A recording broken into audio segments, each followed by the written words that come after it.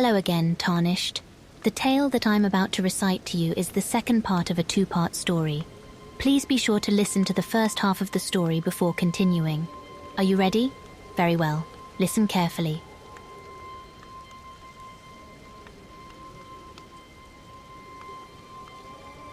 I didn't leave my house for almost an entire week. The only reason I didn't stay indoors for longer is that I had an important exam in one of my classes that I absolutely had to be present for. That also didn't help with the anxiety I was feeling. As I drove to campus, I kept my eyes glued to my surroundings, almost running 2 stop signs and a red light. I kept expecting Jack, or fake Jack I suppose, to pop out randomly on the side of the road, or in the car next to me, or the car behind me.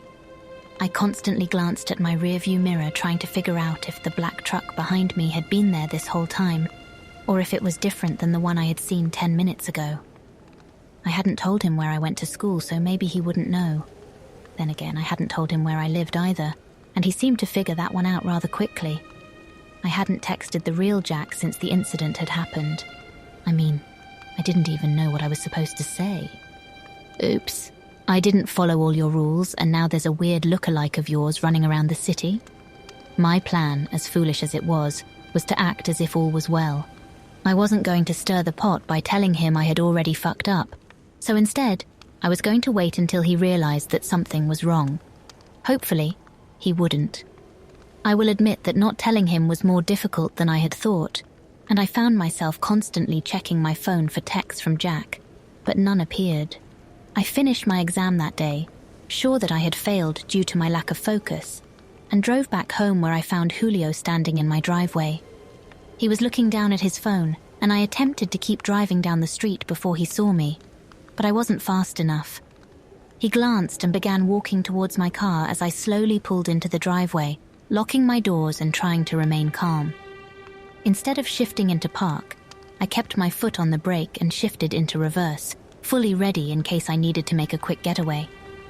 I sat in the driver's seat, looking forward at my front door. I wondered for a second if I would be able to get inside and lock the door before Julio got to me.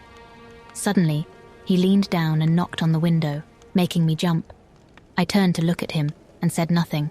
"Roll your window down," he said, motioning for me to lower the window. I pressed the button for a split second, making only a tiny crack of open space. "You know, it's not me you should be afraid of." I looked at him and glanced at my rearview mirrors, trying to see if any of my neighbors were outside. But they weren't, and I was alone with no witnesses. "You fucked it up," he said, leaning against my car. "I told you to watch out and you didn't. You managed to fuck up the rules in one night. They always miss at least one." "They?" I looked up at him but said nothing because I honestly had no clue what to say. "Get out of the car. We're going inside." He tapped his hand on the roof of my car and walked towards my front door. I thought about driving away, but I wasn't sure where I would go, and a part of me wanted to hear him out. So, I found myself parking the car, turning off the engine and letting Julio into my house. He took a seat on my couch and glanced around my living room. "This is fancy for a college student. You buy this with Jack's money?" he asked. I rolled my eyes as I stood in front of him. "Why did you want to come in?" "All right, touchy subject," he said, shrugging. "I need to talk to you about Jack." "Which Jack? The one I've been talking to, or the one who appeared in the house?" "What?" he snapped, leaning over and resting his elbows on his knees. "What? What do you mean, the one who appeared in the house? Jack isn't back yet. I came here to tell you that you forgot to lock the door after your little house-sitting gig, which Jack won't be pleased about. He's very particular about his stuff. He's gotten rid of girls for much pettier shit than this." I said nothing and stared at Julio while he stared back, waiting for me to explain myself. His use of the words "gotten rid of" made me nervous, and I wondered what he meant by that. Surely he wouldn't kill me over a mistake, right? "Was there someone else in the house?" he asked after a few seconds of silence. Jack was in the house that morning before I left." "How do you suppose that happened? Because Jack hasn't come back from his trip yet?" I shrugged, not really knowing what to say. Julio stood up, sighing in annoyance. Fine. You know what? I originally came over here to ask you for a share of the cash you got for your poor house-sitting job, but it seems to me that you probably fucked up more than I originally thought, so I'm just going to stay out of whatever this is. Good luck. He walked over and opened my front door, waving to me as he left, leaving me standing in my empty house. I ran to the door and locked it as soon as he was gone, and started to freak out once again. I thought about what I was going to do if Jack came back from his trip and found out that I had messed up. What if Julio was right and someone had broken into the house and robbed him? Maybe I just thought I saw Jack, but maybe it was just some other stranger who looked like him. My mind was going a mile a minute as I tried to figure out what to do. I paced around my house for a few hours before I finally decided that I was going to drive back to Jack's house and make sure that no one had broken in. If they had, I would simply make an anonymous police report or something. Besides, the only way he would ever know that it was my fault would be if Julio snitched on me, which it didn't seem like he was planning on doing anymore. I made the drive over in silence, trying to control my breathing so that I didn't have a meltdown on the highway. I finally pulled into the driveway and turned the engine off, but I couldn't work up the courage to get out of the car. I sat there for a few minutes, staring at the giant house, trying to force myself to unbuckle my seatbelt, open the door, and get out of the car. The house, which once looked impressive, now made me feel anxious and out of place. I couldn't stop myself from imagining all sorts of horrible scenarios that I could stumble upon once I opened the door. I thought about how many possible hiding places there were in a house that large. I don't know how long I sat there before I finally decided to get out of the car and walk towards the front door. I hesitated for a few seconds before taking a deep breath and pushing the door open, only it didn't open because it was locked. I assumed that Julio had probably locked it and looked for the key on my keychain. I unlocked the door and stepped into the living room, taking a look around. Everything looked normal enough. There were no signs of breaking and entering or anything like that, and I was glad that Julio had come over and realized my mistake before someone else had. I closed the door behind me, this time double-checking that I locked it, and began to make my way further into the house. I went into the library first, which looked the same as it had when I left it. Next, I made my way through the living room, glancing around to see if anything was out of place, but nothing was. I was starting to feel better now that I had confirmed that no one had broken in and ruined the place. That feeling was short-lived, however, when I walked into the kitchen. It was a complete mess. Both the fridge and the freezer were wide open, all the containers of food emptied out. There were empty boxes of frozen foods tossed inside the freezer and on the kitchen floor. There were a few trays of meat that were laying out on the table and the counters, and some of the red juice from the meats had been spilled inside the fridge and now dripped down onto the floor. I noticed that while there hadn't been much food in there in the first place, it was all gone. As I got closer to the fridge, I realized that it wasn't cool, and the light inside the fridge wasn't working either. I assumed that whoever ate all the food also unplugged it for some odd reason. I stepped over an empty carton of orange juice and an empty crate of eggs as I made my way towards the stove where I found stacks of unwashed pans. One of them was still hot, meaning that it was only recently taken off the burner. There were eggshells all over the counter, and I thought back to that morning when Jack, or whoever that was, had made me eggs for breakfast. I walked back out of the kitchen, careful not to step on the mess that littered the floor, and made my way down the hallway. I spotted the door at the end of the hall, and this time it was closed. As I continued to walk down the hall, I couldn't help but notice how eerily quiet it was in the house. I couldn't even hear the sound of the heater running. As I passed the thermostat in the hallway, I saw that it wasn't working. The screen was off and there was nothing on it like it had been turned off or something. I leaned forward and pressed a few of the buttons, but none of them worked. I poked my head into the study, but that was also empty, although I did see that the landline had been used recently, and whoever used it didn't put it back. The handheld part was hanging off the side of the desk, and I stepped in, grabbing the phone and holding it up to my ear, but there was only silence. I put it back and followed the cord with my eyes. It was connected to the wall, but it seemed like there was no power in the house, which explained the refrigerator and the thermostat. I walked out of the study and headed down the hall again, but I froze in my tracks when I noticed that the door at the end of the hall was open now. Someone was in the house. I reached into my back pocket and grabbed my phone, checking to see if maybe I had missed a text from Jack, but I had no signal inside the house.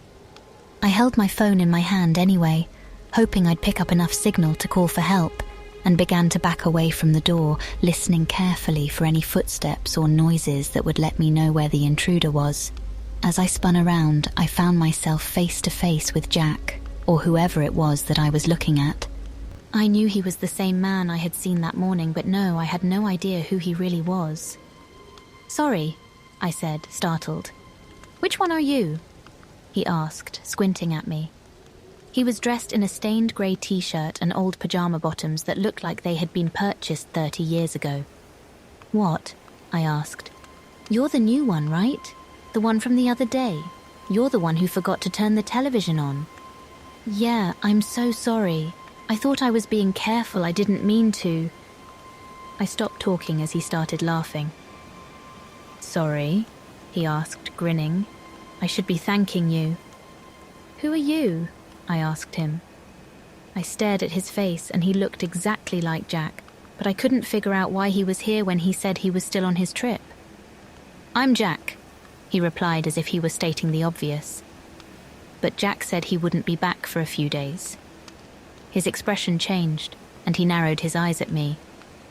"Did he tell you when he would be back? The exact date?" I shook my head, confused, and thinking about how I was going to get past this man and get out of this damn house. "But you can ask him, right?" I don't know. He hasn't contacted me in a few days." Damn it. I was hoping it wouldn't be that bad. "Can you explain to me what the hell is going on?" I asked him. "You shouldn't have come back here." Something felt off to me, and chills shook my entire body. Part of me regretted not going with my original plan of acting like everything was okay. I didn't want to stay in the house any longer, and there was really nothing that I could do anyway. Besides, I was getting a bad feeling from this guy claiming to be Jack. I slowly stepped past him, glancing back behind me as I continued to walk into the living room and towards the front door. I found myself walking faster and faster until I was basically running and throwing myself at the front door. I couldn't help but shake the feeling that something bad was going to happen if I stayed in this house any longer. I unlocked the door, but just as I was about to open it, I heard the lock slide back into place, only it sounded a lot louder than usual. I jiggled the doorknob and realized that while the doorknob wasn't locked, something else was, and it was keeping me from opening the door. I began to freak out as I pulled on the door urgently, trying to get it to open, but something was keeping it shut. "What the fuck?" I said out loud. I glanced towards the hall as I heard another noise, but I quickly realized that it was the sound of air flowing through the vents. It seemed like the power was back, and somehow, some sort of security system had activated at the same time. I looked down at my phone, and not only did I have a signal now, but I also had 3 messages from Jack. "I'm back. What happened? I know you're in the house." I looked around the room, trying to find him or any security cameras in the room that would be alerting him of my presence in the house. I didn't see any, and grabbed my phone to text him back. "Are you here?" I held my phone in my hands as I made my way back towards the hallway to find the other Jack that I had seen earlier. If he even was another Jack. Maybe this was all the same person, and he was just messing with me for some reason.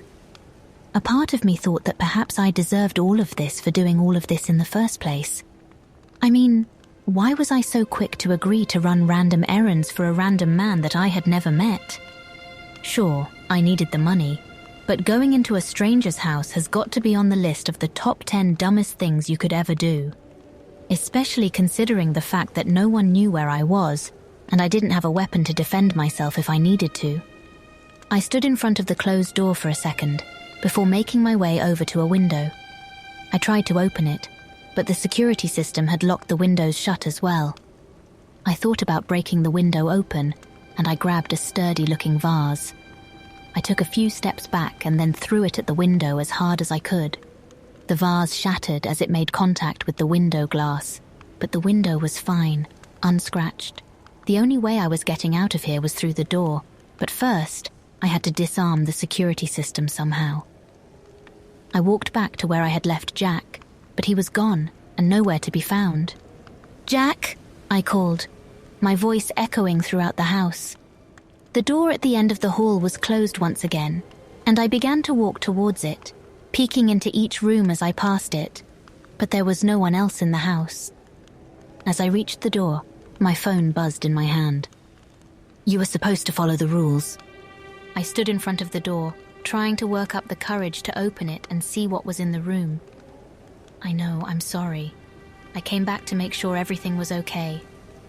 I reached out and grabbed the doorknob, taking deep breaths. The buzzing in my hand startled me, and I ignored it as I turned the doorknob and pulled the door open. I stood in the threshold at the top of a wooden staircase. Below it was a badly lit basement. I slowly walked down the stairs, glancing at my phone. "You should have stayed away. You're really going to regret this." I didn't reply and kept walking until I was at the bottom of the stairs.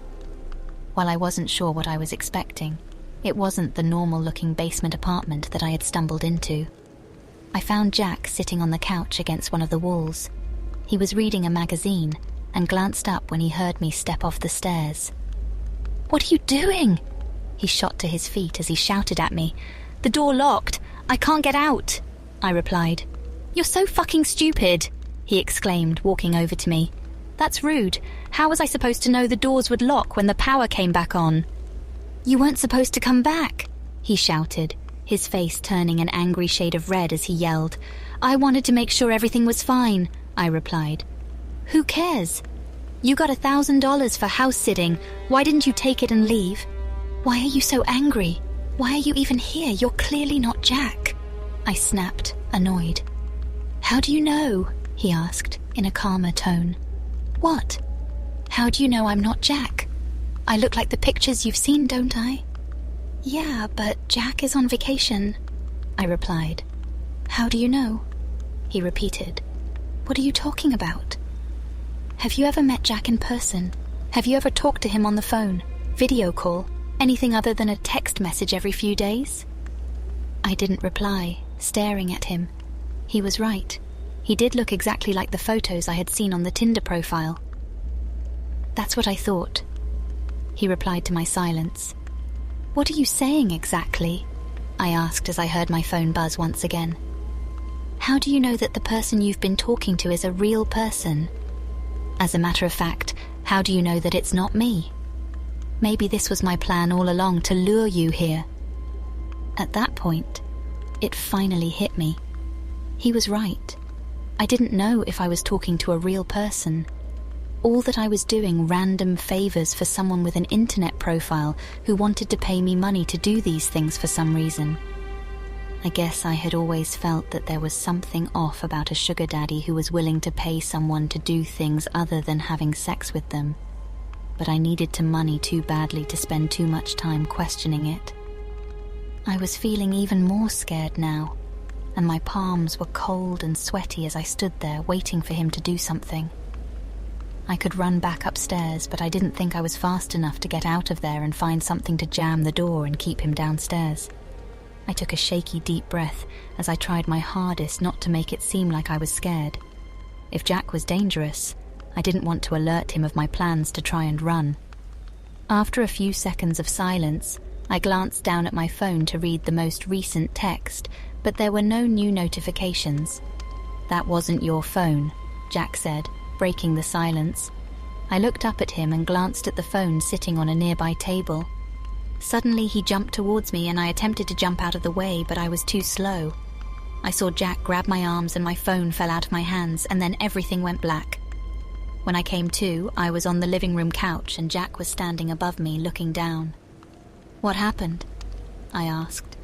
I attempted to sit up, but I noticed that I was incredibly dizzy, and my left arm felt sore when I tried to prop myself up. I remembered Jack grabbing me earlier, and I figured he had gripped my arm too tight and must have bruised it in the process. "You're finally up. Good," he said. I slowly managed to sit up, wincing as I put weight on my left arm. I looked up at Jack, who was now standing a few feet away, with a bandage wrapped around his right bicep. "What happened?" I asked, looking at the bandage, noticing that there was blood seeping through. "You really shouldn't have come back." I tried to shift my position on the couch and winced in pain as I put weight on my left arm again. I turned to look at it, trying to see if I had injured it somehow, and noticed that it was also wrapped in a bandage similar to Jack's. "What happened?" I repeated, looked down at my arm. I slowly reached over and started to unwrap the bandage until it came off, and I was left staring at crudely done stitches on the inside of my bicep. "What the fuck is this?" I snapped, looking at Jack. "Sorry, Ivy, but you really shouldn't have come back, although I'm kind of glad you did. I didn't really want to do this, but I need to get out of here." He began to back away from me, heading towards the front door. I watched as he easily opened it, and wondered how he disabled the lock, and if he had been the one to activate it in the first place. He stepped out of the door and turned back to look at me. "Good luck. I helped you out a bit while you were out," he said, motioning towards my phone, which he had set down on the couch next to me. I stood up and went after him. Surprisingly, he didn't try to run or back up, and simply stood about a foot away from the front door, watching me. As I attempted to step outside, a stabbing pain erupted in my left arm, traveling throughout the rest of my body until I felt like I was being stabbed everywhere at once. I fell to the floor, crying out in pain. Once I was back in the house, the pain went away, and I laid on the floor shaking in the aftermath as I stared up at Jack. "What did you do to me?" I asked. "I had to get out. It's been 8 months. I'm sorry you were just the first one to come back this time. I'm sure you're a good person, but I'm sorry. I can't be here." "You're just going to leave me here?" I shouted. "Julio will come by to give you food. And by the way, don't try to cut that thing out of your arm. This place is covered in cameras. If you do anything suspicious, Julio will see you, and he won't hesitate to stop you. I learned that the hard way." I didn't know what to say, and I stood there in shock as I watched Jack walk over to my car and get in it, starting the engine and disappearing down the street. I finally shut the front door and locked it, turning back to face the empty house. I glanced at my phone, which was still on the couch, and remembered what Jack said before he left. I walked over, trying not to move my arm too much as I picked it up and turned it on. My Tinder profile was open, only it had been changed, and now my profile bio read, "Looking for a sugar baby. $700 weekly. No sex." On the table next to it, there was a list of house-sitting rules, similar to the ones that I had found on the day that I had been here. At the bottom of the page, there was a lime green sticky note that read, "Sorry, I hope you're able to get out soon. Don't worry, maybe you won't be here for long. They almost always forget one of the rules. Good luck, Jack."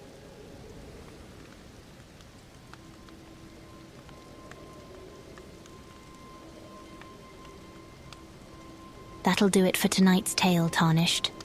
I hope you enjoyed this story. It was written by a great scholar known as EPTPB from the Grand Library of Reddit. If you like the story, leave a thumbs up and subscribe if you wish to hear more. Thanks for listening, Tarnished. Sleep well.